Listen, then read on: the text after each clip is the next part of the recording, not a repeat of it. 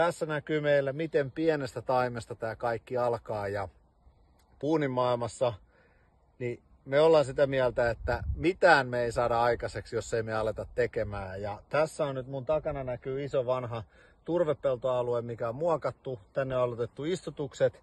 Näin pieni se taimi on, kun se on laitettu sinne. Mutta ajatelkaa tätä 20 vuoden päästä, 50 vuoden päästä, kun tämä ei ole mikään tämmöinen musta vanha turvealue, vaan tästä tulee komea metsä.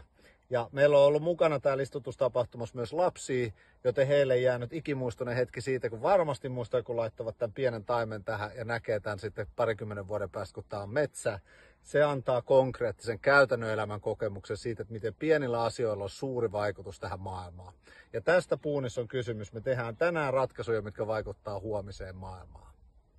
Täällä kun me tutkitaan, miten meidän istutukset on lähtenyt liikkeelle ja välillä tämä tuntuu, että on kyllä niin pientä piipertämistä tämä toiminta, mutta samaan aikaan, niin jos me verrataan, tosiaan aikaisemmin näkyy tänä kesänä istutettu, tässä näkyy viime kesänä istutettu, eli yhdessä vuodessa niin se on jo reippaasti yli triplannut, jos se nelinkertaistanut kokonsa.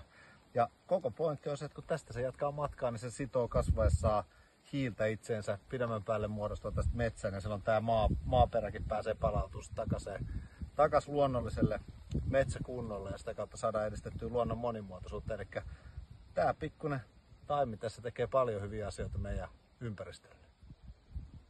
Täällä me tutkitaan eri vuonna istutettuja taimia ja kuten muistatte, ekana vuonna se oli tämmönen ihan mini, tokana vuonna oli jo tuplannut tai triplannut kokonsa, mutta tässä on 3 kesää sitten istutettu, niin onhan tänne motivoivaa, että semmonen ihan pikku taimi on jo kasvanut näin paljon, tää on juurtunut hyvin tänne maahan.